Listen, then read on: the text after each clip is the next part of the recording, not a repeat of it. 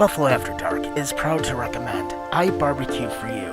Pre-orders are suggested by calling 716-880-7667. I Barbecue for You, Buffalo's new barbecue destination.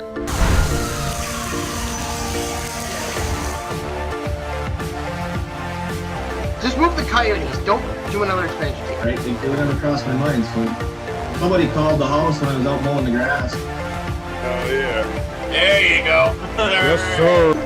Holy shit, your face is like purple. Are you still up? Now in your fifth season, it's Buffalo After Dark.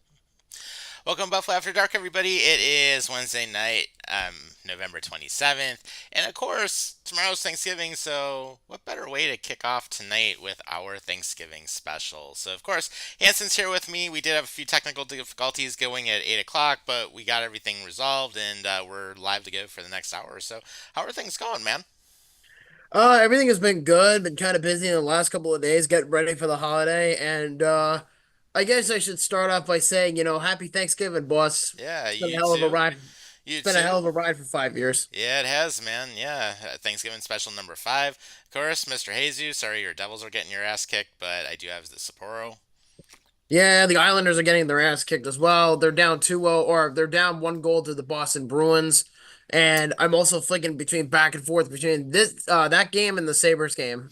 Yeah, Sabres are losing 1-0 against the Wild right now with just under 3 to go in the second period. So we still have some time, for things to happen, but, all is good. So of course, what we're going to do, we wanted to maximize what we're going to talk about tonight. So we're not going to have the call in or anything like that, but we wanted to go ahead and get started with everything. So, of course, we're going to kick off with football, and we'll get to the Bills and 49ers matchup coming up in just a little bit. But one of the things we wanted to talk about, the Jets are stupid because they hired a former GM that they fired to find their new GM. I'm like, what are you guys doing?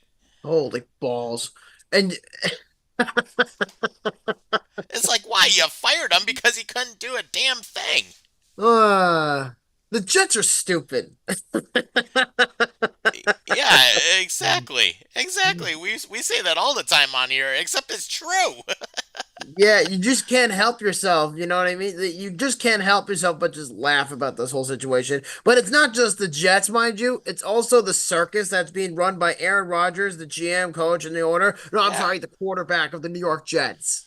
Yeah, exactly. Or the so-called wannabe grand poobah of everything known to mankind and the ayahuasca man. Jesus Christ. And this is what happens, folks, when the Bills are not playing football for 1 week. We get the Jets. Hell, the Jets can't even win on the fucking bye week. Like, that's how bad this is. Yeah, They can't it's even win on the bye week. right. What's worse, the Jets not winning on the bye week and then having their ex-GM who was fired find their new GM? Or how about Josh McDaniels sound like he's completely high in a press conference?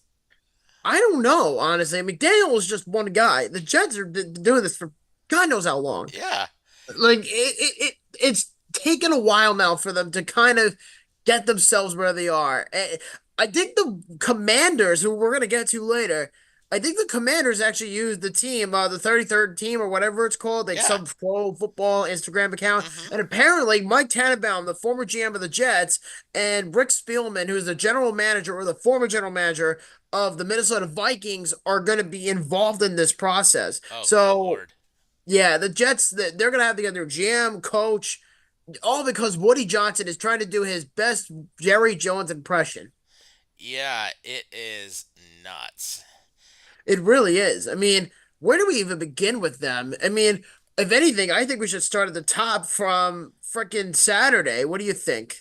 Yeah, let's go for it. I mean, of course, Rex Ryan is declaring himself wanting to be back with the Jets, saying he would fix everything in 2 minutes. Yeah, good luck, buddy. Yeah, exactly. He got his ass fired already. Yeah, like, God knows how long. 10 years ago? Something like that. Yeah, remember that line on Hard Knocks is like, let's go have a fucking snack? Ah, yes. That fat bastard will live on forever on Hard Knocks history. Yeah. Well, that, of course, the Sanchez tattoo. Oh, the butt fumble. Remember the Yes. whole, yes, the butt fumble. Remember the whole scandal with him and his wife with the feet thing? Yeah, the foot fetish. Yes. Oh Uh, God. That's what I was thinking, and I'm like, oh my Yeah. God, it's gonna be one of those things. Yep. But and then yet Rex's fat ass went to Buffalo and did nothing Hmm. there. Right. And then, of course, remember how he had the lap band surgery, but then he got the lap band removed because he wanted to be a fat ass again? He's such an idiot. Like you can't fix him at all. But speaking of the Jets, since we're on this topic, let's start with our Lord and Savior Aaron Rodgers, who apparently, according to Diana Rossini, said, quote, "It appears increasingly unlikely that the New York Jets could cut or place quarterback Aaron Rodgers on IR this season." And Rossini also added that the Jets want for I'm sorry, the Jets. Aaron Rodgers wants to play football in 2025, but not for the New York Jets. Good luck. Good luck Yeah, to how are you whoever gonna is do that? stupid enough to take him. I mean, look at he's already won a Super Bowl. He's been a four-time MVP. Just call it a career already. But you can't though, because his ego won't let him. And there's something else that adds to this. Ian Rappaport came out and said Aaron Rodgers is dealing with multiple injuries, in quote, including a hamstring injury, an ankle injury, and a knee injury. And Rodgers has resisted getting any scans out of fear of coming off the field. Which is Uh, translation for I don't want to lose my attention speed. I don't want to lose power. yeah, exactly. Because he already everyone knows he is literally running the everything on that team right now. And if anyone is saying that he's not running anything, guess what? You're full of it. You're Delulu. You're Delulu. If you really think that he's not, you're Right. He's delusional. controlling everything. Oh no, it gets worse. Because you know how we talked about Woody Johnson being in Yeah. his best Jerry Jones impression? Well, as of Sunday, it's being said by Jordan Schultz of ESPN. He said the narrative of a fractured relationship between Aaron Rodgers and the Jets with owner Woody Johnson is, quote, overblown. In fact, the two enjoyed dinner together in New York just a couple of weeks ago, and there has been going ongoing communication between them, and both agreed that the season has been deeply disappointing with Aaron Rodgers playing through the injuries and the team is underperforming. Excuse me? Okay, what injuries have been on the injury report? Did the Jets like not report any injuries which could lead to fines by the NFL? You know, it's funny because it was just said, and I just said it a few minutes ago, was that Aaron Rodgers didn't want to leave the field for anything, and yet he was quote unquote dealing with all these injuries, and yet he doesn't want to get pulled out because of fear of not being able to play. I'm like, bitch, you're not fucking 30. You're literally 40 years old. You're geriatric. You're Hmm. washed up, and this ego that he has, he's trying to hang on to the last reminiscence of relevancy that he's got potentially left in his tank. Right. Like, and yet the drama gets worse. Hmm. So Jay Glazer of Fox Sports came out and said Woody Johnson arrived in his helicopter on Tuesday morning last week during practice, catching everyone's attention. And GM then Joe Douglas turned to head coach Jeff Ulbrich and joked around with him and said, quote, "If they pull me off the practice field, it's been an honor to serve with you." And the two initially laughed it off. And then a few minutes later, Douglas does indeed get pulled off the practice field and was fired shortly after. Nice. Wow, you foreshadowed your own demise. Yeah. What Yeah. Good what's job. what's a more Jetsy thing to do than than do Yeah. such accountability? Yeah. It's like he's pulling Jerry Jones shit flying in with the helicopter. Yeah, and Aaron Rodgers then says on the Pat McAfee show, he says that Aaron Rodgers says that he's unsure if he'll play in 2025, but if he does, his first choice is to do it with the Jets. So let me get this straight. So one report is saying that he wants to play for the Jets, but another one says he doesn't want to play for the Jets. Like, who's lying here? Right. Here's what I'm thinking. I think he screws up another team next year. I think I know where you're going with this. And there's one I'm thinking of that will need a QB. Don't tell me the Vikings. That's where I was going with that. But that story gets interesting because the Vikings just claimed Daniel Jones today from the Giants, who just got cut. And he's on the practice squad. Yeah, Funny enough.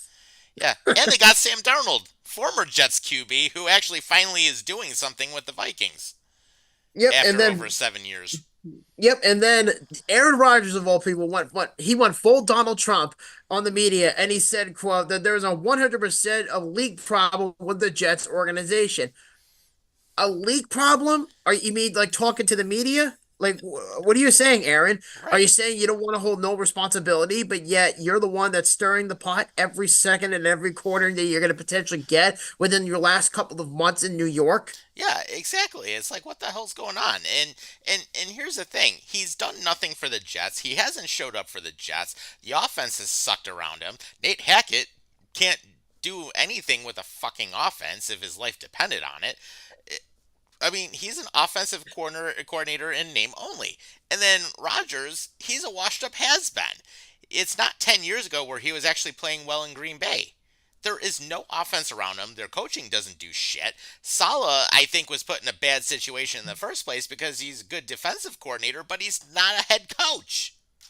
And around the time, I guess if you remember, we did an episode on this. Around the time he got fired, the Jets were 2-3, and they were tied for first place, or at least they were being competitive for the AFC East Yeah, in Week 6 against the Bills. And they fired him the week prior against in that London game against the Vikings. yeah. So it's like And they took a shit after that. yeah. And then the following day after they lost, they said we got to bring in Devontae Adams. Right. And he hasn't done shit for them either. Yeah, so this is where it leads to everything. So it's been said on Monday that the New York Jets are retaining the 33rd team, which is, I believe, an organization that does Yeah, it's like a analytical work. consulting firm. Yeah. Yeah. So anyway, so the 33rd team is to support them on their upcoming GM and head coaching searches. And former Jets general manager Mike Tannenbaum and Vikings general manager Rick Spielman will lead the project for the NFL technology and media company. And the 33rd team will provide its data analysis and experience to assist the Jets in their search for new leadership. Oh, sweet Jesus, they're fucked. No comment. I'm just gonna say they're fucked. That's the best way to put it. It's like they're stuck on stupid. I mean, how else can we go? They're stuck on stupid. And you know what's really sad is because you know me, I live in Junk Country. Yeah, Every person I know that's a New York Jets fan, I have mocked the shit out of them hmm, just for the fact that all they did was this. They were talking yeah, all offseason. They were yapping and they were saying, oh, the Jets are up and coming. They're going to be a threat to the Bills. The Bills Super Bowl window is closing. Here comes the Jets. They're going to do some serious damage.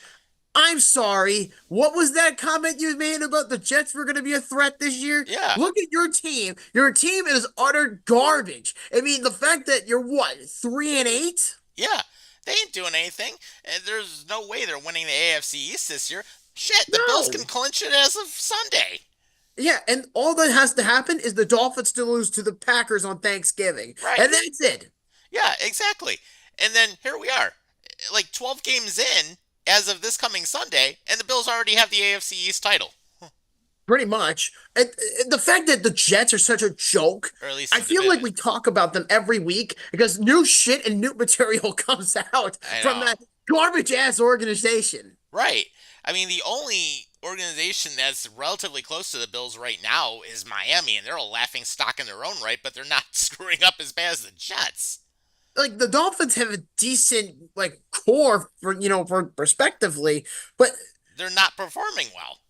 the Jets are just utter crap. Yeah. Like they're just crap. And And New the, England's just completely irrelevant at this point. oh, speaking of the Patriots, they're talking about firing Jerod Mayo. Would you believe me if I told you that? Oh, yeah, nice. Well, Yeah. maybe they should have actually gone outside the organization like a real search would have done, and maybe they could have actually found a decent head coach because now they're looking at, well, here's some of the names. Pete Carroll came up. Pete Carroll, yeah. Rex Ryan was brought up. Oh, Christ. Yeah, I know. Rex Ryan, Pete Carroll, Bill Belichick was brought up. Oh, God, bring him back. Although I would love to get a Super Bowl win against him. Oh, hell no. I mean, I don't even He's know done. what the. Yeah, I agree. Yeah, Belichick, the only reason he did anything is because Brady was as good as he was. I would have to agree with you Brady on made that. him. As Because much as I hate to say it. right, I agree with you, but it's just there's no loophole around that. There's no escape. Yeah. It's the Belichick was fact, ass everywhere else except for Brady. which is abysmal. Let's be honest. Yeah. But the fact that New York Jets are in this conversation for their fifth head coach in like 8 years. Yeah, that means they're not doing something right. No, it doesn't. And you know what? It doesn't shock me because the Jets are such a goddamn joke. Like, I'm not even a Jet fan. I hate them with the passion. But it's just the fact they're such a joke. Like, the fact that I can walk around in this area in Long Island every day with Mhm. Jets fans in front of me. Giants fans are not in a better situation, mind you. Because I know Giants fans. I have friends who are Giants fans. Oh yeah. And a lot of them are like, you don't have to tell me twice. I know what the Giants are expecting. I don't hate the Giants. The Giants are just another team in the league for me. Right. I They don't just mind they them. just mismanaged the cap completely by paying Danny Dimes and not paying Saquon Barkley, by the way, who ran for over 250 yards this past week. Thank you, fantasy points. Uh, He oh got me like yeah. 44 points in fantasy at my job, which is great. Yeah. So, Yeah, I took a big loss because of it on one of my other teams. God, yeah. God, 250 yards. Who would have thought? Jeez. Against the fucking Jaguars. God Almighty. Oh God. Hey Gabe Davis, how do you like going from an actual playoff team to utter crap? His loss. That's the Exactly. way. Boom. The Islanders just tied it. Nice. Brock Nelson just scored a freaking wristy and beat Jonas Corpusalo There you go. There with you the go. wristy and just scored. Yeah, Freaking hell, man. but man, getting back to it. I mean, the Jets are just straight up stuck on stupid. That's how it is right now. Until Woody Johnson tells the Jets, there's no way now. Hell, I've even seen people say that they're so crazy, dude. Like, they're so nuts that there's theories going around that Elon Musk might buy the New York Jets. And I said, he is not buying the He Jets. ain't buying the Jets. He's going to Washington D.C. for like some commission on governmental efficiency. Yeah, he's gonna help out Trump in the White House in January. So, and he also has SpaceX. He's got Doge. He's got X. I don't think the Yeah, dude even gives Tesla. a shit about football. Yeah, yeah, he ain't buying them. So it's like, hey, that's a pipe dream. But yeah, Yeah. but at least we'll get to laugh about the Jets for at least the next 5 years. So that'll be good. Oh, you want another laugh? How Sure. about the Dallas Cowboys? Oh yeah, so Jerry Jones is also delusional, doing the nice little flying in on a helicopter because guess what? Mike McCarthy sucks ass, and yet there's a possible extension in the works for him. Yep, that's exactly what I was saying. And Jerry Jones says, quote, I don't think that's crazy at all. This is a Super Bowl winning coach. Not even close. McCarthy Right has now, been there and done that. He has great ideas and we got a lot of football left. Bitch, your team is 4-7. you ain't winning anything in the NFC. Oh my God. I mean, your number one QB is out on What IR, so Dak what kind Prescott's of out. drugs what kind of drugs is he on? Right. You got rid of Zeke a while back. He still has him. Yeah, and now of course you have him. But then it's Yeah. like your offense ain't doing anything. Your QB sucks. Your defense ain't doing anything. I mean, that's the only sort of okay spot. But it's like, look at your core is not doing anything. Yeah, it's insane, really. But if you really think what the Cowboys are doing here, because my buddy Millman is a Cowboys fan, and Right. I asked him about Yeah, this, how's and I he said doing, by the way? I haven't heard from him in a while. he's doing good. I haven't Good. seen him in person in the last couple of weeks. I just saw him, but not in person. I'm actually supposed to meet up with him in a couple of weeks for the Bills Bengals game on Monday night in a few weeks. Nice. Yeah, you have to bring him on here again one of these days. It was fun talking to him on here. Oh yeah, I could definitely talk to him about it. Yeah. But no, but what he said to me was I asked him about this whole Mike McCarthy thing, and he says to me, "You know what? The Cowboys fucking suck, dude. They're gonna be shit until the day Jerry Jones is 6 feet under, and he doesn't want to sell the fucking team, and he doesn't want to bring in his own GM." And I said, "Is it really that bad?" He's like, "Yeah, dude, it's that fucking bad." Well, I mean, I will say this: Millman speaks the truth on that one, and he brings up some good points. Jerry Jones will never let anyone else be the GM. I mean, we already know that. He won't even let his inbred son be the general manager. That's how bad it is. Yeah, he wants total, absolute power. Oh yeah, that in Jerry world. That's all it takes. Yeah, exactly, exactly. Sorry, Cowboys fans, you are not America's team anymore. Yeah, that title's now pretty much up for debate. Yeah, exactly. I mean, a lot of people say the Bills are America's team. A lot of people are saying the Lions are America's team. How about this, man? Lions 9 straight wins. Man, Good for they're them. on a hell of a run right now. Love to see that.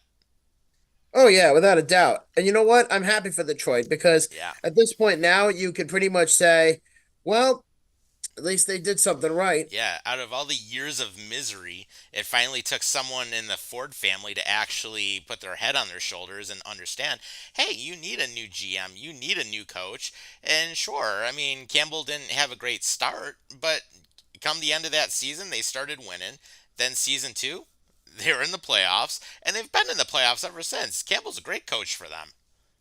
He's the right guy for the job. Exactly. Exactly. He's got the team buying in, and the team is a team. It's just great to see it. And I've seen like some of his pressers too, or post game speeches. I mean, and he definitely. I mean, everyone needs to remember he was on that 0-16 team, so it's personal to him What, when he was a tight end, when when he he was was a playing? player. Yeah. And to think that all that would come to fruition and just years later for him to be a coach. I mean, Yeah. again, good for him, Yeah. because And he's got the right coordinators around him too. and he's got the right GM. Exactly, exactly. So good for him. Glad to see them playing some good football finally after all the years of misery that they had. They deserve it, man. Listen, I think a lot of people are getting tired of the Chiefs going to the Super Bowl. How Mm. about the Lions, dude? That would be Oh awesome. shit, that would be a good one. That would be great Yeah, if the some Lions can go to people, the. yeah, some people have been thinking, how about the Lions winning the NFC, the Bills winning the AFC, and those two teams going at it? That would be a war. I would love that. I would not be angry if they lose to the Lions in the Super Bowl, but I, obviously I would obviously, want. I want us to win. Yeah, obviously, but and Right. you know what? If the we're gonna see them play each other in a few weeks in Detroit, so So, we're gonna see who has the better team on paper. yeah, and I mean, both have solid teams right now, so that'll be a great matchup. But yeah, good for Lions though, and that NFC North is a tough division this year. So, I mean, the fact that they're doing what they're doing, I mean, good for them. Everybody's tough except the Bears. Yeah. Oh, yeah, the Bears. That's a total another story. The Bears are a joke. Yeah. Like How about their QB basically being a prima donna? I knew that was coming. I think Adam said it too. He said that because I remember during the draft, he said Caleb Williams looks like a fucking faggot in his quote. Hmm. And he said that Caleb Williams was going to be a bust. And I said, yeah, I wouldn't be surprised if he was a bust. And so far he's been decent, but Hmm. he hasn't really been, breathtaking or he's not a world breaker by any Yeah. means.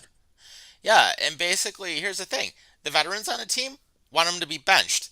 And basically, what's happening right now is the Bears are not going to bench him. So, and then Williams is like, if you bench me or else, sort of deal. It's like, stop being a prima donna, bitch. Like, dude, you haven't earned anything. Fuck! Boston just took the lead. Uh, God damn it. oh, we got a lot of fun stuff to talk about that in the next half hour. Oh yeah, definitely. We got some baseball to cover. We got hockey to cover. Yeah, We got some stuff to shout out in the end of the video. Morgan right, Geeky, of course he right. did. Morgan Geeky just scored for the Bruins. Of course he did. What else is new? Yeah, yeah. But how about this? So basically, what happened during Caleb Williams' first season? Shane Waldron, of course, we all remember, was fired. But basically, what's happening now is that although some are saying that he should be benched at this point, apparently it's never been truly considered. And the idea would have been to get, and this is being reported by Ian Rappaport, or actually no, it was reported by Rory Parks, and this is on Pro Football Rumors. Basically, the idea was to give Williams a quote reset, like the one that the Panthers gave to Bryce Young. And here's the thing: Bryce Young started a full slate of games in his rookie year, and then two more to open it up before he was benched. But basically, Williams is to the point where he's like, "You're not benching me. I'm the number one pick. Damn it, you ain't benching me." Well, guess what? Here's the big difference between Bryce Young and Caleb Williams. Bryce Young, okay, we know he's on the Panthers. Right. That's And the obvious. Panthers suck. The Panthers are horrible, but let me put it to you this perspectively: is Bryce Young has a horrible offensive line. Okay? And he's He's got still a making some things happen. Yeah, and you know what? The team was so bad, end quote, that they almost beat the Chiefs on Sunday. What does Yeah. that tell you? Yeah, and for the Chiefs fans are saying, "Oh, the Chiefs are better than the Bills. They're better than everybody else." You almost lost to the Panthers, and it came down to a last-second field goal. You know, it's funny about the Chiefs this year. This year's Kansas City Chiefs is most of the games they've won were very, very close games. I think one was by a field goal. Some Yeah, games they lost by two. Some games they lost by four. Their defense is very suspect. yeah, Their offense is not the same. yeah. Their wins have been less than six in most cases. Exactly. I mean, Buffalo is probably the only team to really put them in their place. And then Right. even after all that, they still have the audacity to talk shit. Yeah. And basically the Chiefs are like, oh, well, hey, it's no problem losing in the regular season. We'll beat you in the playoffs. Well, guess what? If you're almost losing to the Carolina Panthers, of all teams, You have no room to talk. and almost losing to the Jacksonville Jaguars, you have no room. I mean, sorry, Chiefs fans, but here's the thing. Right now, Mahomes has not been playing well this season. Your running backs have not been playing well this season. Kelsey hasn't had a good season at the tight ends. Your wide receivers suck. Your defense has been suspect. I Your mean, offensive line has been very suspect. yeah, I mean, there are some flashes, but at the same time, you're not dominating against the crap teams. The Bills, at least for the most part, have been dominating against crap teams. Pretty much. And the nice thing about all this too is Chiefs fans are some of the most insecure fan bases in the NFL. Hmm. Ever since they've gotten to this arrogant entitlement of winning all these Super Bowls, they think they fully expect the Super Bowl, the Vince Lombardi to be gift wrapped to them every year. Right. And they're having the same entitlement about the Bills. They're basically saying we're expected to be gift wrapping them a playoff win or a regular season win every year. Like, who the fuck do you think you are? Like, I get the Patriots were a dynasty back in the day with Hmm. Brady, but they would never act like this. Right. Exactly. And I Exactly. hate the Patriots. Oh yeah, same here. And here's the thing with the Bills. They're just taking care of business. And the thing is, playing the Bills, that was basically the first time all season that the Kansas City defense let an opposing team put more than 28 up on them. I would not be surprised on Black Friday the Chiefs lose to the Raiders. I would love to see that. Although speaking about the Raiders, Gardner Minshew's out for the rest of the season. With a broken collarbone, yeah. Yeah. But the whole point I'm trying to make is Chiefs fans are so cocky and they are so entitled. They're so arrogant. Like it's gotten to like to the level of okay, we're expected everything to just be flat in our face. We're expected everybody to kiss our ass. Hmm. Like that's not how this worked. Like yes, I hate Tom Brady. Yes, I hate the Patriots. Yes, I hate the fact that they won so many Yeah. goddamn I Super hate Bowls. Belichick. Yeah, and yes, I hate Belichick. I hate everything about those teams with the Spygate and the Yeah. Flight Gate and all that. I And hate Robert everything about it. Kraft. I hated it. But you know what? Here's the thing about the Patriots. Yes, they were very, very good back in the day. Yes, they won all those Super Bowls, but they would never come up with excuses to lose to their competition that closely. Right. If they were playing the Panthers today with this current core with Brady, they would this would not even be a conversation. Right. They would basically say, we didn't show up. The last time I saw a team do this was the '07 Giants, where I think came down to a field goal. I think it was the second to last week. That was the last Giants home game of the season against the Patriots. When Hmm. I think this is when the Patriots were trying to go 16-0 or something like that. And the Giants defense, they were not letting up. And next thing you know, they gave Brady fits. And then, of course, Randy Moss came in and just rescued the Patriots at Hmm. the time. They went undefeated until they got to the Super Bowl. And Right. of course, we all know what happened. Exactly. And you know what? The Patriots, they may have had 18 wins, but they had one giant loss. And that's been a thing here in New York for a long time. Is if this were the recurring version of the Panthers with the Giants, they would not even be in this conversation right now. Right. So here's the thing I look at. I mean, as long as the Bills keep doing what they're supposed to do, they're going to be in good shape. And here's the thing. They have a good test against the 49ers because even though CMC is back, I mean, the 49ers have had issues of their own this year. Their offense has had some struggles with it with key injuries.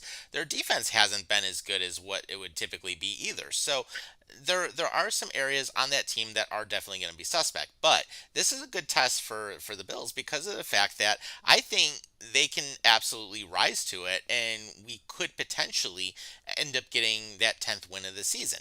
Now, one thing I will say is is it going to be a tougher matchup? I do think so because we have to make sure we have a good run defense going on, and CMC can pop off for a bunch of yards. But my prediction is I'm thinking probably maybe a 6 point game, like between the two. Well, you also have to take into consideration Trent Williams is most likely going to be out. Brock Purdy will most likely not be playing unless something changes. Right. And CMC has Achilles tendonitis. Not that it's doing anything to help him out this year, but the offensive line just looks so lost without Trent Williams, and there's a very strong chance he's not going to play. Same Right. with Nick Bosa. Yeah, and plus you have to figure Ayuk's gone. I mean, right now with being on IR, so they're depleted. Yeah, and you know what? Look at that division. Look at the NFC West. That division, as of now, is up for grabs. Pretty much It everybody is. in the division. Any normal year, the 49ers would easily win that division, Yeah, but not this year. right, exactly. I mean, Seattle's still in the mix. I mean, the 49ers are still in the mix. You've got several teams Arizona. still in it. Yeah, Arizona's still in the mix. So, The Rams are in there, obviously, but yeah. the point is that everybody either is 5-6 or 6-5. I think this is going to be a big test for the entire division, not the Bills per se, the entire division of the NFC West, because the Seahawks play the Jets, the Cardinals, I think, play the Vikings, the Rams, I don't even know who they're playing, and then the 49ers play the Bills. So, in all honesty, I really don't know what's going to happen in that division. But San Francisco is so bagged up, and I'm not counting them out for anything because on paper they're a very good team. Yeah. But just this year alone, they have just not been that good. Yeah, the Rams get the Saints this week. Okay, so that's something. Yep. Yeah, but no, it'll be interesting to see what happens with everything. But I do think the Bills can pull out the win. They just got to keep going at it like they have been. And here's the thing: they've been finding other ways to win. But at least the run game has been better. I mean, of course, we know what Josh Allen can do, so there's no Of problem course, about yeah. that. But still, we need to make sure we're getting wide receivers back at the right time. And of course, we may see Milano play this week. Which, if that's the case, then that's gonna definitely help, especially on linebacking core. I think so. And then Dwayne Carter got his 21-day practice window open this week as well, or I should say today. But the other thing, too, that's going to be a huge factor for the Bills, and I think it's going to be home field advantage for them, Hmm. is the cold weather because Yeah. apparently there's going to be a half a foot of snow that's going to It could take be. place. Yeah, there's a lake effect snow warning going through Sunday now. So they're saying at least potentially half a foot to a foot of snow, maybe a little bit more, depending on the snow bands. So that can make things very interesting come Sunday night. Well, what's the wind going to be like? I read somewhere that's going to be like 30 miles per hour. Usually when you get a lake snow band like that, usually around 30, 35 maybe. So it's definitely if you get the wind up around that range, it's gonna be blowing the snow around. So it could be very interesting for the field conditions. I remember that one game, I think it was in 2022. Maybe you can correct me on this. Was the one year the Bills had a home game on Monday night against the Patriots. And I think this is when the Patriots were their fans, I should say, were delusional into thinking Mac Jones was going to be the next Brady. Hmm. And that was a very hefty run game or whatever it was. It was because of the wind conditions was Yeah. so bad. I think it was like what, 55 mile per hour wind at the No, time. higher than that. It's like some of the gusts were as high as 70. Yeah, I just remember that game in my head because I remember Hmm. when Damian Harris, obviously before he retired, whoosh, right down the field. I think it was like for like 57 yards and rushing Yeah. for that one touchdown right through the Bills' D at the time. And Hmm. I said, okay, so if that's going to be similar, you have Christian McCaffrey and you have whatever that kid's name, something Jordan for the 49ers. So I'm not saying that it's going to be eerily similar, but I don't think it's going to be as bad as that game. No, I don't think anything would be as bad as that one. But yeah, I mean, the wind's usually 30 35. I mean, okay, it is what you deal with in the winter up here. And that's going to be something to be expected. I mean, and sure, it can affect the kicking a little bit, but it's not completely crazy like what we had with that Patriots game because that was just absolutely insane as it was. But Yeah. but it'll be an interesting matchup either way. But one other thing I wanted to jump into right before we jump into the hockey part of our show and we round out with baseball. How about Wendell Smallwood? Basically, now having to deal with some legal issues because apparently the feds are saying that he actually decided to take basically participate in fraudulent COVID-19 relief loans. And according to documents, and this is from ABC in Philadelphia, he allegedly conspired with others to apply for fraudulent personal paycheck protection funds and then receive kickbacks ranging anywhere from $4,000 to $12,000. So altogether, nearly $270,000 in fraudulent funds were allegedly obtained. And apparently, what happened is, of course, none of the funds were going to what they were intended to be. And essentially, what happened is his defense is like, well, the pandemic relief funds were rife with fraud. So, Yeah, that too. And apparently there was a thing saying, what would you say, defrauding the federal COVID-19 relief program? yeah, basically defrauded the program. And then also they're alleging that he applied for and received nearly $50,000 in pandemic relief funds loans instead of using the funds for what they were supposed to be for things such as either defunct or recently registered businesses. So he actually used the money on his own personal expenses. So he's fucked. Yeah, so wire fraud, conspiracy to commit wire fraud, and conspiracy to defraud the Internal Revenue Service. And that felony that penalty alone can put a person in prison for 50 years. So 50 years in prison, basically. Yeah, basically the end of his NFL career if that's what ultimately happens. So yeah, not smart. Dumbass. Yeah, exactly. But with that being said, you know what? Hey, we're just past the top of the hour. Let's jump into some hockey. And of course, right now, Sabres and Wild are playing in Buffalo, and it is currently 1-0 with approximately 12:35 left in the third. So, but one thing that is actually good is the Sabres had a clean sweep out west in California. So they beat the Kings, they beat the Sharks, and they also ended up beating the Anaheim Ducks. Anaheim, okay. San Jose, okay. LA was probably the only one That's a out good of the win. three that was actually good. That's actually playing good hockey. But, Yeah. it's nice to know for once that the Sabres are actually playing consistent hockey and they get rewarded for being in a wild card spot in the middle of November. Yeah, and here's the thing: are they playing great right now? No. I mean, there's still a lot of work that they need to do. But here's the thing: they're 11-9-1 over the 21 games. They're over 500, which is good. So they're fourth in the Atlantic. They have a +4 differential, so that's good. At least we're not getting scored on more than we're scoring, so that's a big plus. And really, with that, here's a good thing: we're playing better than Boston right now. Which that's another story we'll talk about in just a moment. But Oh my God, yeah. but I will say over the last stretch of games, I would say maybe like the last 5-7 games or so, face-off percentage wins have been better. Power play has been a little bit better. There's still a lot of work that needs to be done on it, but at least they are being more consistent. And if we were to go into the playoffs right now, the good thing is that the Sabres would have the number 2 wild card spot, so that's a big plus. Overall, when you look at it in the league, I mean, the Sabres are actually, and this is not a bad thing, we're actually above 20. We are actually in 17th right now, so we're playing. So basically, if you go downward from 17, 18th place is the Kraken, 19th is Boston, 20th is Utah, which apparently they're going to have a big announcement coming up sometime early next week. Who? Utah. Well, the Delta Center, they're going to have a big announcement, but I don't think it is the Utah name yet. I But actually think there I it actually has been speculation of the new uniform design for next year, though. Yeah, I actually saw this article earlier today. And Sportsnet or sportslogo.net, with Chris Smith and all that. Hmm. I actually saw this article, and the design of the jerseys are eerily similar to what they currently have now, where it says Utah, but Hmm. it's going to be different. So my gut feeling is what's going to happen is, when did you say this was happening?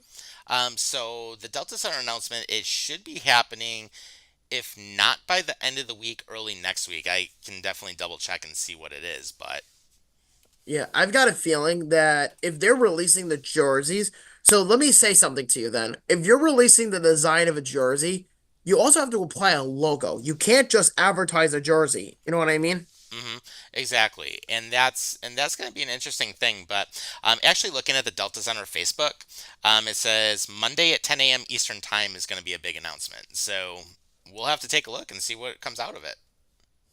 I honestly think that this is going to have to do something with the Utah Hockey Club. I firmly believe that this has to do something with the name of the team or the jersey. Hmm.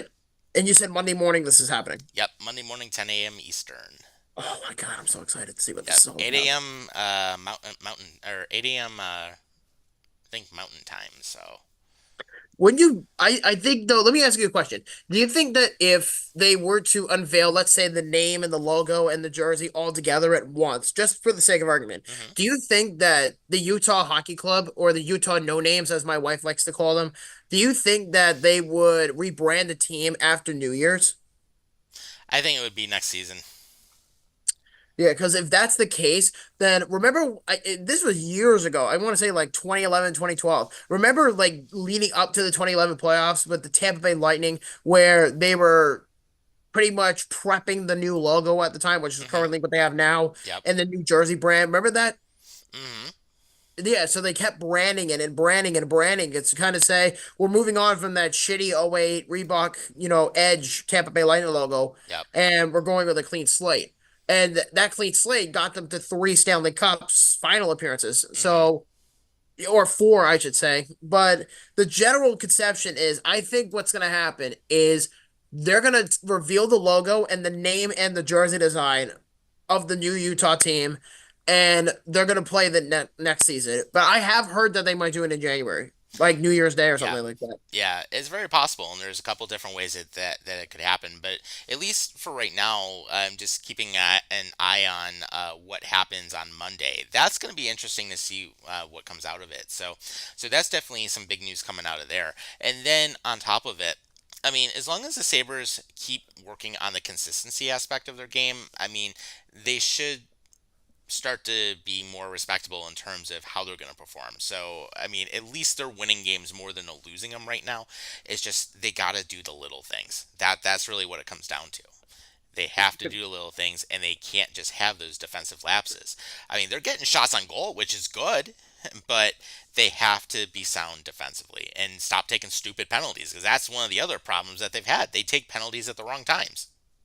Yeah, and and right now they're playing a really good game. They're out shooting the Wild 28-23 with 9.5 minutes left in the third. They're down 1-0. They're playing a good game. It's just they're having the worst luck in the world Yeah, right now. yeah. I mean, first period, how about having like 5 shots on goal on that one series where they were just absolutely crashing in that and you couldn't get anything past them?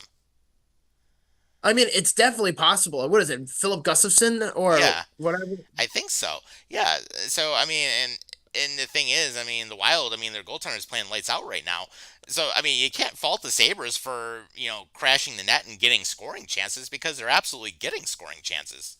No, I'm not faulting them. It's just that the Yeah. Wild are a very good team. And Right. listen, if the Sabres are playing this close of a game with one of the best teams in the NHL, I'm not complaining. Right. Yeah. It's just little things they can look at, but at least they're doing what they're supposed to do, and at least they've been playing a lot of the game in Minnesota's zone, which is good. That's what you want. You're getting the scoring chances, you're getting second chances, third chances, and they're controlling a lot of the rebounds, which is good. So, I mean, they're doing a lot of right things. As they should. Yeah, exactly. Sometimes shit happens. You have those nights where you can't get the bounce. Well, might be Buffalo's chance. Who knows? Yeah, yeah, very possible. But at least there's no lack of effort going on. I mean, that at least they are showing up and they're bringing it to Minnesota. So now it's just a matter if they get a good bounce, then hey, there we go. If they don't, then at least they played a very competitive game. Without a doubt. But we'll see what happens. There's still plenty of time on the clock. All they need is one goal, and that Yep, game is tied. yep, absolutely. And then of course Paul Bissonnette got his ass whooped. Yeah, unfortunately, I read that story, Yeah. and apparently he got jumped at a bar in Arizona. But so I'll read the story real quick. hmm So it says right here, current TNT analyst Paul Bissonnette was assaulted by 6 men at a Scottsdale restaurant on Sunday night, according to the police department. And this assault happened on November 24th at Houston's restaurant near hmm McDonald Drive and Scottsdale Road around 7:30 p.m. Pacific Standard Time. Quote, there was an altercation inside the restaurant with 6 adult men and the management, and reportedly Paul Bissonnette tried to help management calm the man down and hmm get them to leave, and the situation escalated to the men assaulting Bissonnette, both inside and outside of the restaurant. And Scottsdale's police sergeant, Allison Sepsis, I believe I'm saying her name right, said this. And then the 6 men were then arrested and are accused of assault and disorderly conduct, and they were not identified. And as for Bissonnette's injuries, Scottsdale Police Department wouldn't detail the severity, but say they're not believed to be life-threatening, thankfully.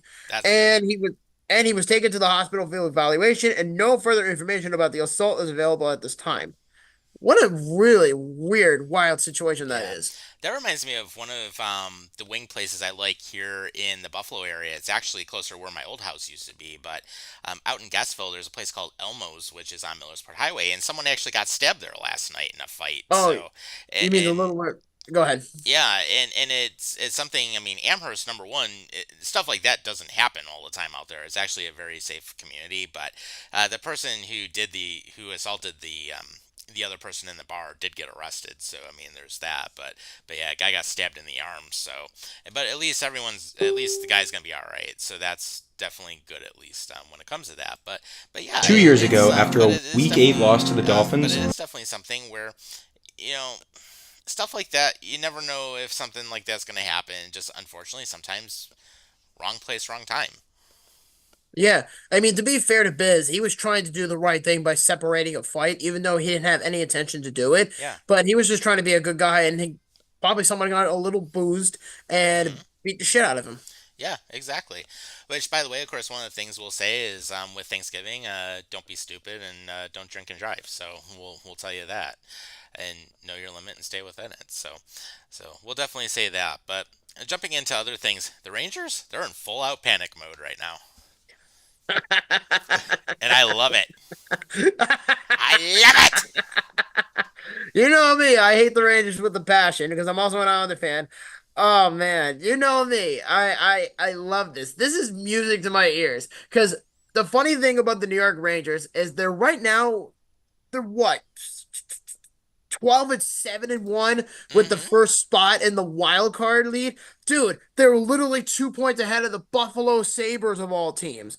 Really Right. think about this. The Rangers, a usual playoff contender, is quote unquote panicking at 500, above 500. And supposedly they want to trade Chris Kreider and they want to trade Jacob Trouba. And apparently they already have some consultants. And one of the players for Chris Kreider, or one of the teams, I should say, that have interest in him are the Blackhawks, the Bruins, the Sabres, the Ducks, the Golden Knights, and the Utah No Names. Hmm.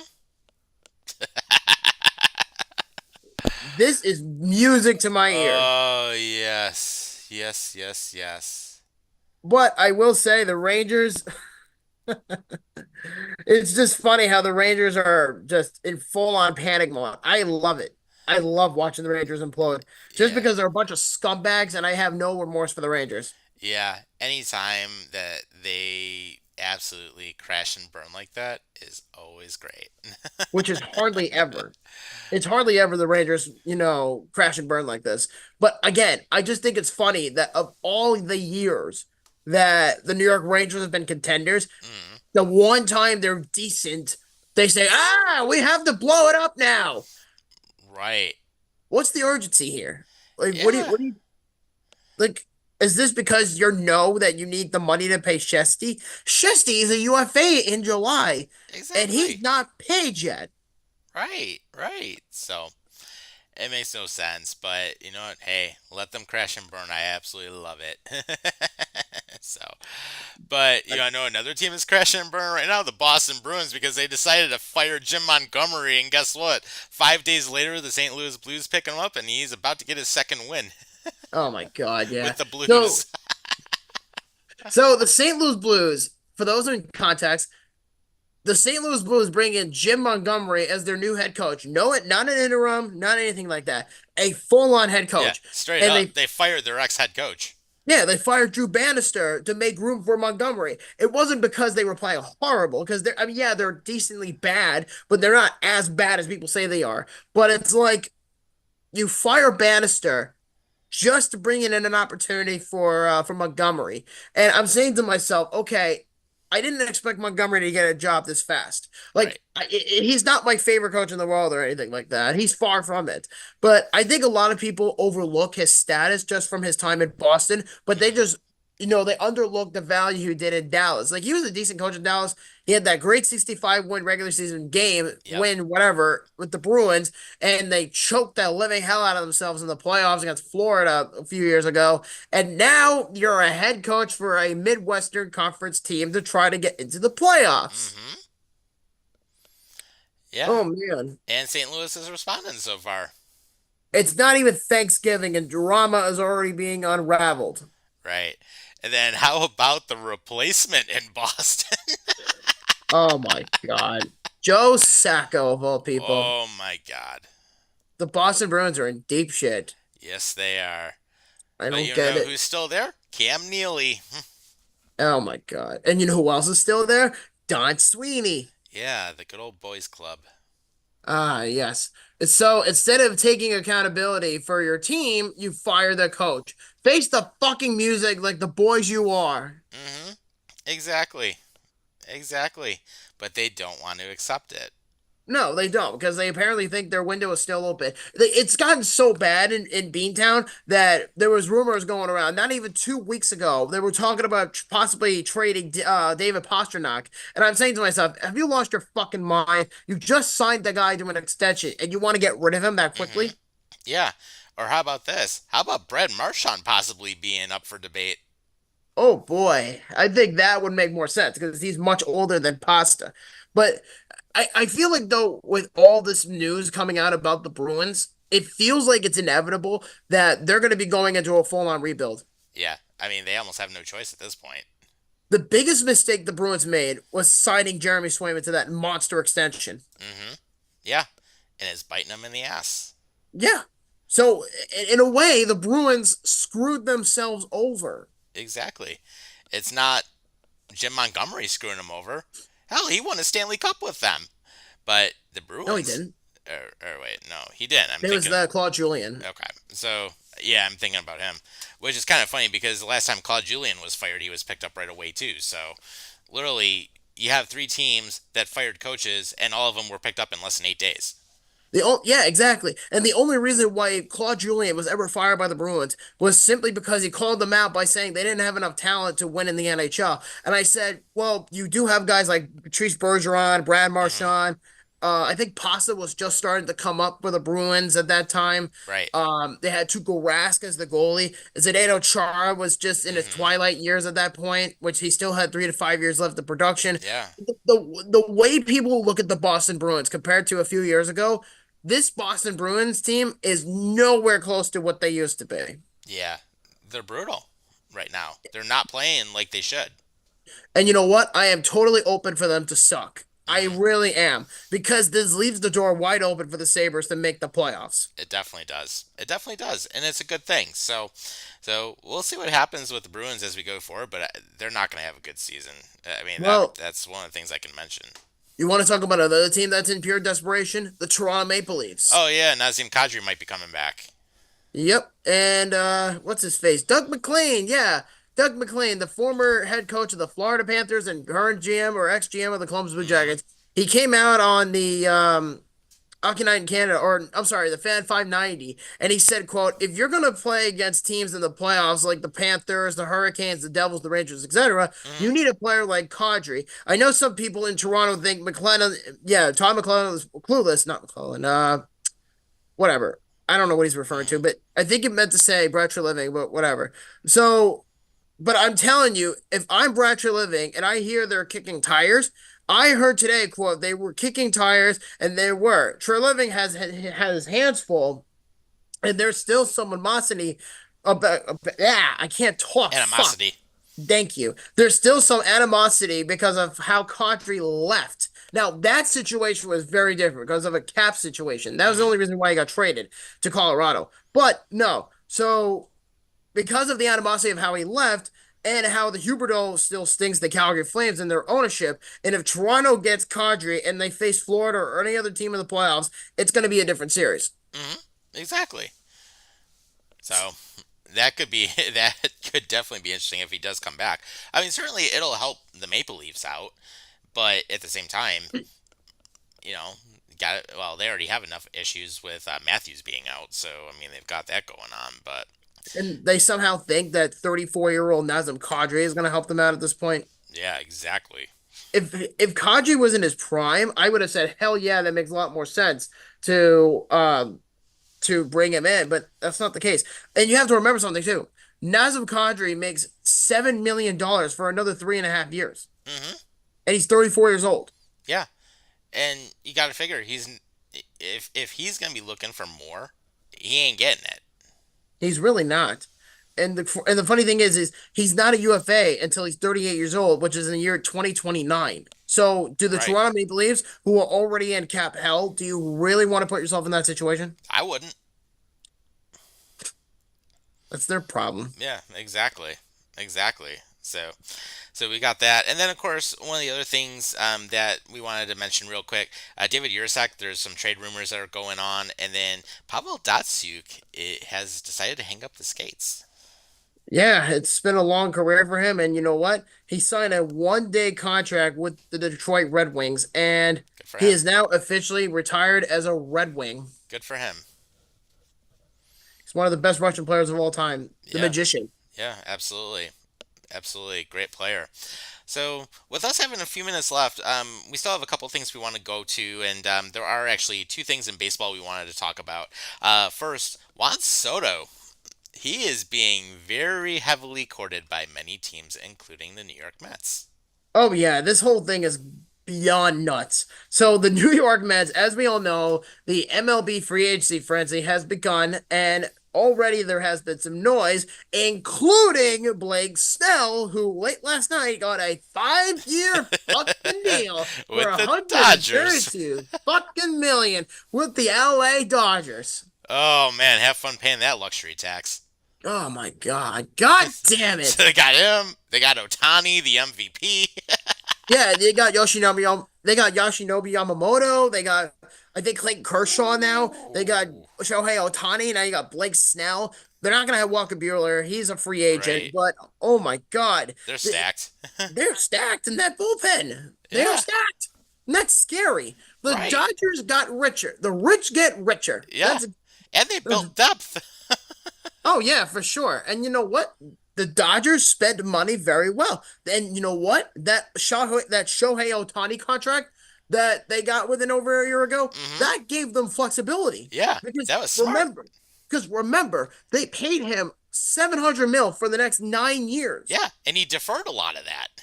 Yeah, he really did. And you know what? Good for the Dodgers, because now you want to go nuts in free agency, Mhm. then this is your way of doing it. Exactly. So that's definitely one thing that's actually worked out really well in their favor, and it looks like that the Sabres, I believe, have just lost 1-0. The game's not over yet though. There's a minute 37 left. All right. Well, still 1-0 then. Yeah, but the point I'm trying to make is that another thing I want to mention about the Mets with Juan Soto is this has been a fucking battle zone with him in his free agency Wasn't it frenzy. something crazy like 600 million or something? Yeah, I read 660 million. I read one contract that said 15 years for 700 million, which is a lot of money. But Yeah. here's the thing, Tom. I've mentioned it to you a while ago, is baseball has become an age game. So the Mets have a choice. Either pay Juan Soto in his prime or waste it on a 30-year-old in Pete Alonso. Right. And there's a possible rumor that they may try to do both. Yes, so Anthony DeComo of MLB.com did not rule out the possibility of the Mets signing both Soto and Alonso, which, could you imagine that combo? That And would be sick. yeah, and DeComo said on last night on Tuesday night on MLB Network, he said that the Mets, quote, desperately want Soto, as not signing him would make their offseason much, much more difficult. And while DeComo did say that signing Soto would make bringing Alonso back, that would be less likely. And he also didn't rule out due to Steve Cohen and his billions. And the Mets are recruiting him so hard to come here that Steve Cohen is apparently, and Yeah, I should say Cohen is the only owner to meet with Scott Boras, who, if you don't know who Scott Boras is probably the biggest named like agent in baseball. And remember that whole thing that came out about, I want to say about Blake Snell with the Giants a Yeah. year ago, where he held out for many, many months because he quote Hmm. didn't get the appropriate contract that he was Right. supposed to get. So the big reputation with Scott Boras is if you're a Scott Boras client, chances are you're going to be sitting in the free agent market for at least 2 months because then your agent is going to try to get you more money and get you a massive extension and then you play like shit later. So that's Right. basically what happened at that point. So Scott Boras, his client, is Juan Soto. So Steve Cohen invited him and Soto together to his mansion in California, and Ooh. they're having a private dinner. So then it came out today and said that Hal Steinbrenner, Brian Cashman, the GM of the Yankees, and Soto and Scott Boras were invited to their house on Thanksgiving to talk about a contract. And then it became like the Blue Jays, the Red Sox were one-upping the Mets, and then the whole thing is a fucking mess. Like I don't even know where to begin. Right. But what's going to happen? Juan Soto's going to be rolling in some serious dough soon. But a lot of people think that he's going to sign with the Mets. And I'm saying to myself, well, if he signs with the Mets, then the Mets are going to be in contention for the World Series Yeah. every year now at that point. Yeah, they would be. And they had a hell of a run towards the end of the season last year too. They did. And you know what? I think since that playoff run, I think their chances of getting Soto are very, very high now, Mhm. especially at this point. Because if you're a wild card team that made a big push into the playoffs and almost made it to the World Series, nearly knocking out the Dodgers, that's a hell of an accomplishment, It in is. my opinion, at least. And then you're one of the suitors for Juan Soto. But I guess they did this on purpose just so the fact they wouldn't miss out on Ohtani. You know what I'm saying? Mhm. Because they missed that out on him by a couple of hundred million because Cohen last year was not willing to go over the luxury tax. So Right. now he wants to do it for Juan Soto. Yeah. I mean, now he's willing to spend because now he's seeing what can happen when you make that playoff push. And now I think Cohen's realizing, hey, guess what? You might have to spend over the luxury tax to get the players you want so you can win. That's kind of how it works in a sense. And the Sabres officially lost. Fuck. What was it, 1-0? Yeah, it was 1-0, unfortunately. But Eh. Still a good effort, though, overall. yep, and it's tied at 3 in Long Island with the Islanders and the Bruins. All right. All right. And then the Red Wings are actually beating the Flames right now, 1-0. And Lightning are beating the Caps 3-2. Interesting. Yeah. But With Zemgus Girgensons actually getting his second assist. it's funny how that works. He's a nice depth piece now. Yeah. But regarding the whole thing with Soto is whoever signed Soto, that team's going to be in contention for years to come. I've heard teams like the Dodgers, the Red Sox, the Yankees obviously, the Mets, the Blue Jays even. Yeah, the Blue Jays, Tom. Hmm. Yeah. They're, And they were ass last year. it's not that they were ass. It's just that everybody got hurt. You know, Vlad Guerrero got hurt. Bo Bichette got hurt. Kayla Biggio got sent to another team. I forgot who it was. I think it was the Royals. And then, God Almighty, dude, I don't even know. Yeah. And yet, It was rough. so imagine having Juan Soto and Vladimir Guerrero Jr., arguably the two best players in baseball, Hmm. along with Ohtani. And remember, too, the Blue Jays were also very high on Ohtani. They were one of the finalists. Yeah. And people were speculating that Shohei Ohtani was going to leave the United States to go play in Canada. And imagine the ticket price sale if the Blue Jays got Oh, God. Ohtani. That would have been crazy.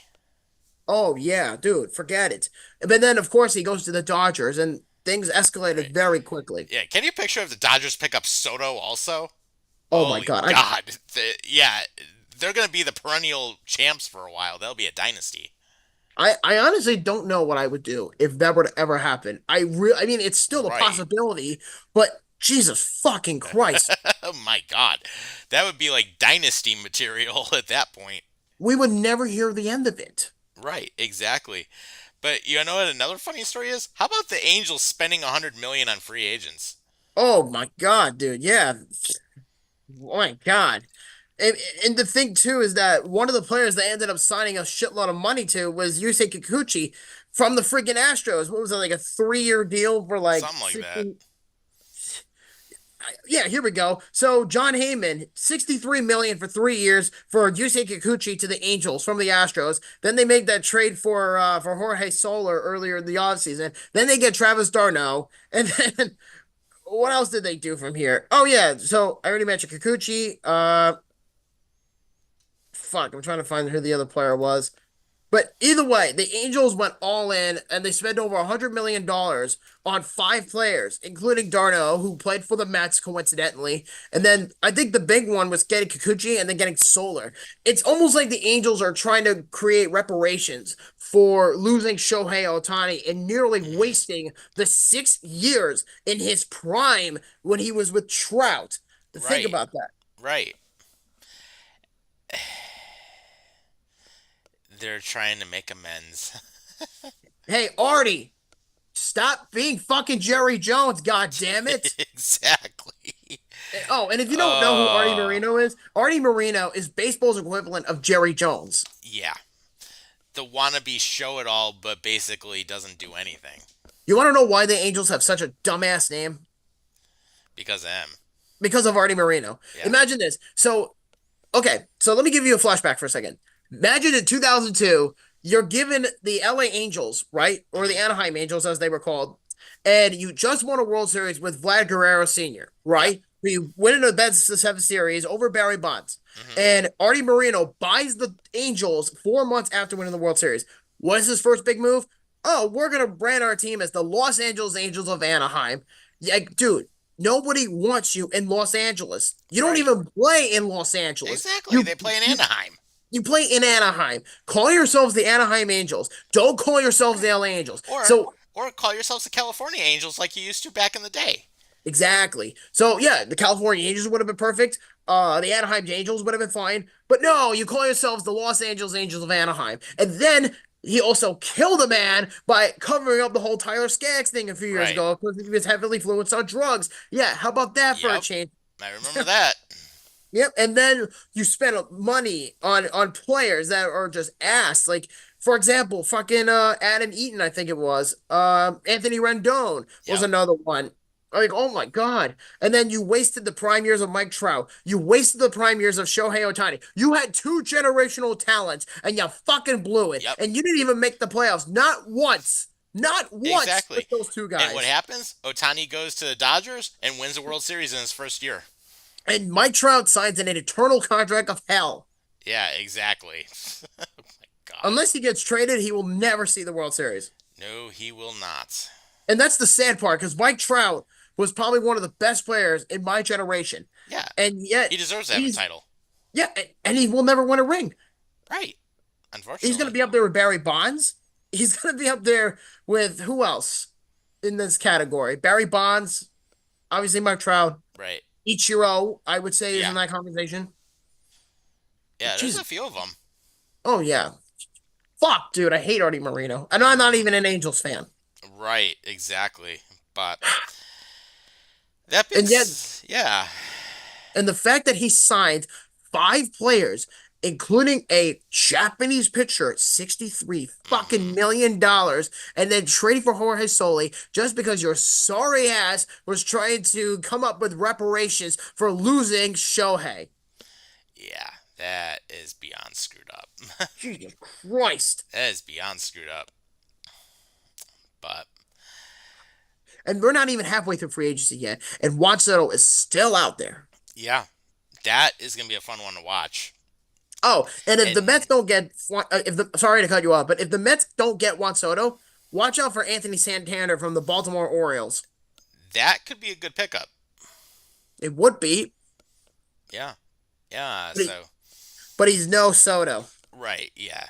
Yeah, exactly. So but that being said, I know we talked a little bit about baseball tonight too. Let's end the show out. We've actually went a little bit over, which is all good. Hey, we don't mind overtime today. It's a special anyways. So It's Thanksgiving. yeah. So with that, let's talk about some memories that we've got, with Thanksgiving, and then we want to talk about some organizations that we like to support too. So Yes. So let's start with you. What's your favorite Thanksgiving memory?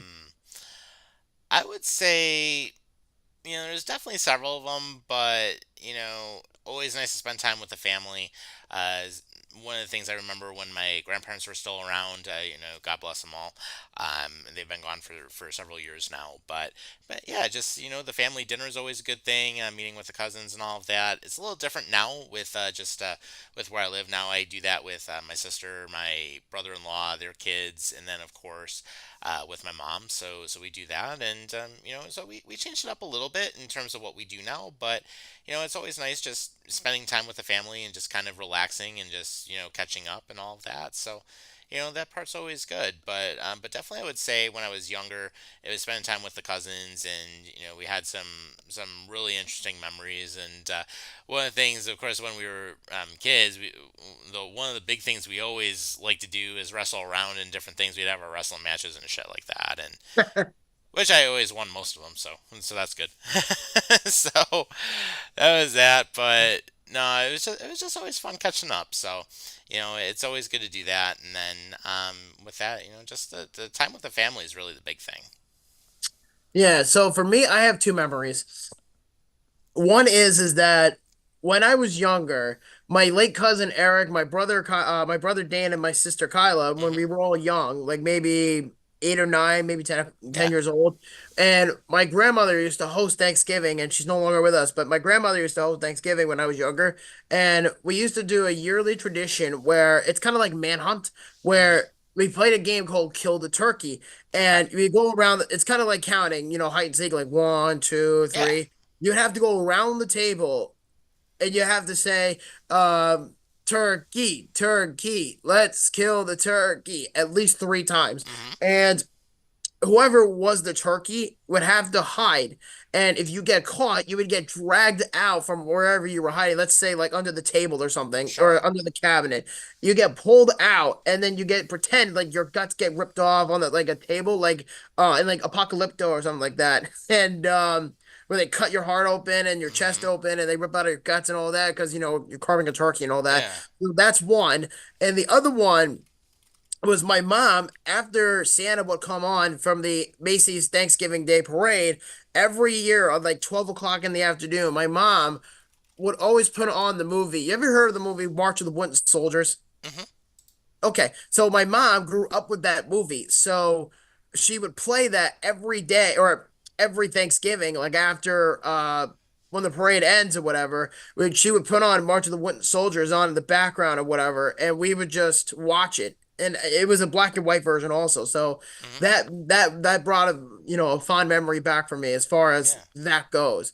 But Thanksgiving is always about family and food. It's always just getting together and being thankful for what you've been able to do. Hmm. Things like what you've been able to accomplish and what you're able to achieve and things Yeah. like that. And that's the meaning of Thanksgiving. Yeah, absolutely. And even just thinking about some stuff more recently, obviously we're 5 years into the show, which who the hell would have thought we would have lasted 5 years already? But we I have. didn't. Yeah, I didn't think so either. And actually, to be honest, there was maybe one or two times I thought about retiring from it, but no, I'm still here, so it's all good. But it's a good time. We do it for the fun of it, and that's one of the good things here. And then I would never retire from the show. yeah, and then even just thinking about besides two of us doing what we do, and I mean obviously we have a friendship now. It's well over 10 years at this point, which has always been good, and we've gotten to know each other's families a little bit, and that's always a good thing. And then on top of it, just thinking about some of the things over the last few years too. I mean, good job. Obviously me and my girlfriend now will be 8 years in December. So that's been going well. Obviously, her kids looking up to me is a good thing as well, and thinking of me as dad. So definitely that's one thing I'm thankful for. Also to be a good influence to them, and then of course more recently my new house that I hit a month in here on Friday. So it's I'm happy I was able to accomplish that, and get everything the way I wanted to. So it's so even besides that, but family and having good friends is always another thing to be thankful for too. So not just the career side of things, but having the people that really matter. That's definitely a big thing. Absolutely. And as far as for me, I'm thankful for a lot of things. I'm thankful for my job. I have a very well balanced Hmm. job. I'm thankful for my family. I'm thankful for my wife. We've been married now for about 2 years Yeah, in July this past year, and then we've known each other for 10 years, which is crazy. yeah. We're building our lives together, which is going to be Hmm. great. And I'm also, thankful for my friends and family, especially you in our case. Yeah. I'm just forever grateful with all the people I was able to surround myself with. But more importantly, I do want to give it an important shout out to thanking our veterans and our soldiers who will Absolutely. put themselves on the line every day for the ultimate sacrifice in this country to keep us safe and all that stuff. Yeah, And absolutely. the firemen, the ambulance, the police, all that. Yeah, they do stuff that a lot of people wouldn't. So, definitely a lot of good things go out to them. And speaking about that too, one of the things about Thanksgiving, I mean, we do like to give back, and we both have some organizations in mind that we want you to consider supporting this year. So, and I think I know the one you're going to talk about. So go ahead and tell us about it. All right, so the one I'm going to talk about this year, I'm going to give a shout out as for my charity choice this year for 2024. I'm going to be doing a huge shout out to the Long Island State Veterans Home, which is over in Stony Brook, New York. And the mission of the LISVH is to provide high quality and compassionate health care services for veterans and their families without regard to race, gender, religion, disability, age, or national origin, and they will continually strive to advance their methods and standards of care through our teachings and research affiliation with Stony Brook University in Long Island, and the dedication to the men and women who serve this nation is a reflection to their responsibilities for America's veterans, and each of them have strived as being committed and responsible to the care of well-being, and to the team approach to the resident care and motivational maximum independence. So basically, this charity, I did a lot of digging, Uh-huh. and they basically provide money and medical care for veterans who served in our country and coming throughout Long Island and all that.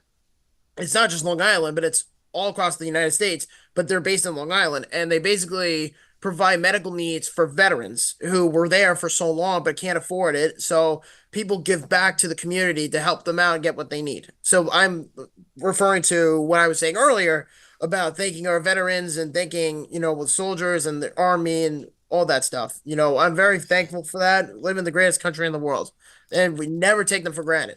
Yep, absolutely. And then charity I'm supporting this year, and I've actually supported them several times over the last several years now, is Oshai Children's Hospital here in Buffalo. And the current hospital opened on November 10th, 2017. Interesting thing was I never thought I would actually be inside that hospital, but I ended up going there when my girlfriend's daughter, shortly after she was born, and this is almost 7 years ago now, where she had some issues and got to see the good work that they did. So, basically, just to give you a little bit of background on the hospital, it's one of the only it's the only freestanding children's hospital here in New York State, and in the current hospital, of course, which opened in November 2017, they provide it's the level one trauma center that for pediatric patients that serves, of course, Western New York and Southern Ontario, and they provided a bunch of different specialties and subspecialties to infants, children, teens, and young adults up to 21, and they also provide maternity services to expectant mothers, and basically with what they do, they are fully verified as a pediatric trauma center. They have the largest NICU in the region, which does great work, and they are actually ranked as one of the top 20 children's hospitals in the entire United States. So just knowing the work that they've done, they do great things every day to help support a lot of kids and their mothers, and they help a lot of people feel better quicker as well. So it's great charity. I'm definitely happy to support it, and I have provided donations to them before, which of course I'm going to do again as well, and definitely able to help support the initial kickoff for the Patricia Allen pediatric intensive care unit. So certainly it's a great cause. They do a lot of great work here, and certainly we want to keep it here. So it's definitely a great choice, and certainly happy with the work they do. Absolutely. So regardless what you guys feel about it, give both of these foundations a shout out or take a look at it and give what you can back to the community. And I certainly do. I've done it before. I've Yep. donated to the Veterans Home Care of Long Island and all that stuff for the vets Yep. because I have people in my life who have served in the army, so I'm very grateful. And they've also had some medical conditions, so I definitely contributed myself. Yeah, absolutely. And I've done it with children's before too. With the Patricia Allen Fund, I did it with the new hospital construction fund, and I've done it at various other times too. And so definitely, it's one of those things we always encourage you. Donate to to the charity of your choice. If you're able to give back, certainly it's a good thing, and it's great to help others out. I know even last year, right after the Chiefs won the Super Bowl, we helped start a huge donation push to Children's Mercy in Kansas City, which I have actually donated a couple times since then. So I mean, they're a great charity as well. We don't do it for the fame. We never expected to be featured in the Kansas City Star. It just happened, but we're certainly glad to give back wherever we can. So we always say, I mean, we know some people are struggling right now. If you're not able to, don't stress yourself out over it. If you can give back and help out someone, certainly you can. And it doesn't even have to be a monetary donation, even if it's just helping your neighbor with something. Just simple stuff like that can really go a long way and can help make someone's day. So, think about it in that sense. Absolutely, without a doubt.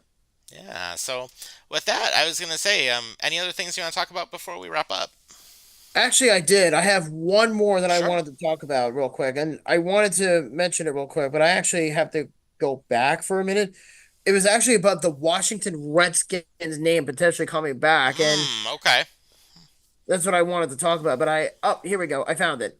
So here we go. I put it in my save files. But yeah, here we go. So apparently, there have been discussions between the United States Senate or Congress in this case and the Washington Commanders, and there has been talks, quote, with discussions of good faith and negotiations ongoing between the NFL and the Commanders to bring back the Washington Redskins name and logo, according to Senator Steve Daines. While there has not been any decision has been made yet, many say that the logo symbolizes pride of Native communities, which I think makes sense because Hmm. the whole thing was a fucking joke when they moved out the Redskin name to begin with, Yeah. when they went to Cancel the culture. Washington.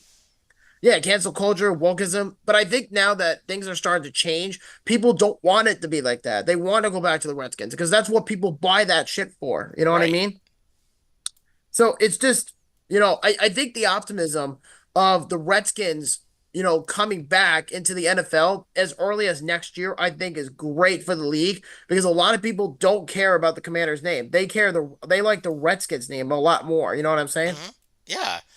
And plus with new ownership that's actively taking a look at it, and plus the fans want the name back.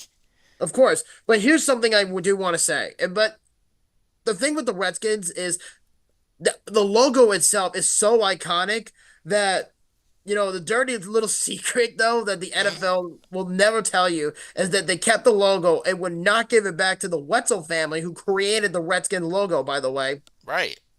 Who they created it, the iconic Blackfeet tribe artwork, which is who the Redskins logo is Hmm. based off of, and I believe they're based off of in Montana, if I remember correctly. So the NFL literally tried to remove their history from existence, and then the logo was then created in the '70s, right? Hmm. And George Allen, the late George Allen, whose son was Bruce Allen, the general manager, and the management were educated in the artwork that was presented to the team, and it was not appropriation of culture, but rather it was an historical representation to be memorialized, and that is how Native American families that created the Washington logo wanted it to be represented. And since then, it has taken it to an act of the United States Senate, of all people, to restore it to its rightful place as a reminder of a rich heritage and history.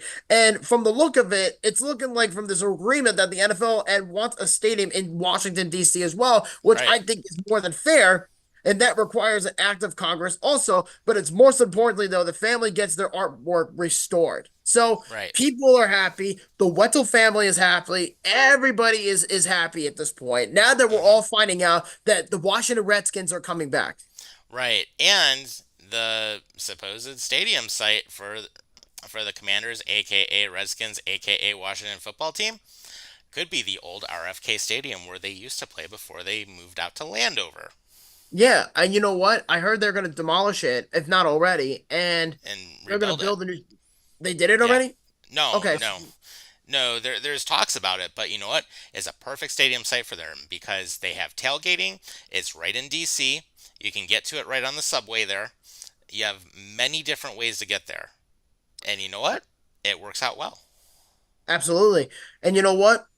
I'll take it for what it is. And again, going back to 4 years ago, because I remember we talked about this very Hmm. briefly when we first started Buffalo After Dark, going back to season one. I remember when they were just the Commanders or the Washington football team. I Yeah, remember this, and I said, this whole woke bullshit is so out of line. The only reason why this logo even changed to begin with was because Dan Snyder, well, there's multiple reasons, but Dan Snyder was a big player in this because he said that I didn't want to lose the rights to FedEx, one of the most woke companies in the country. hmm They were going to walk away from the name rights if they didn't change the Redskin name. yeah, and FedEx broke away from the naming rights anyway, so That completely defeats the purpose. And of yeah, course, you have self-plating liberals who are throwing a bitch fit about the logo, who know nothing about football, and they said, "Oh, the logo is racist." But I think since the election, not to be political, but I think with the election now being over and then Trump of all people coming back, hmm everybody's starting to fall back into their old heritage because nobody wants this fucking woke garbage anymore. So they right, said, you know what? We have to go on good graces here. We have to bring back the Washington Redskins. And they were the ones that got them demoralized or they got demonized the most of anybody. So yeah, the Redskins, they got demonized because of the racist things that was going on, which never hmm was applied to begin with. And Snyder, if you remember, was stubborn before wokeism even came to light, was, oh, I never intended to change the name. And then he was threatened with FedEx leaving the rights, and then he loses it anyway. And right. then next victim was the Cleveland Indians. And I hope this applies as well to the Indians because I think, the Guardians, Cleveland Guardians, stupid name. I'd rather have them be called the Cleveland Indians. Bring back the Chief Wahoo. And I think hmm that would make everybody happy. Yeah, yeah, it would be interesting, and I would like to see it work out. So it's definitely something where I do think there is a good possibility it could happen.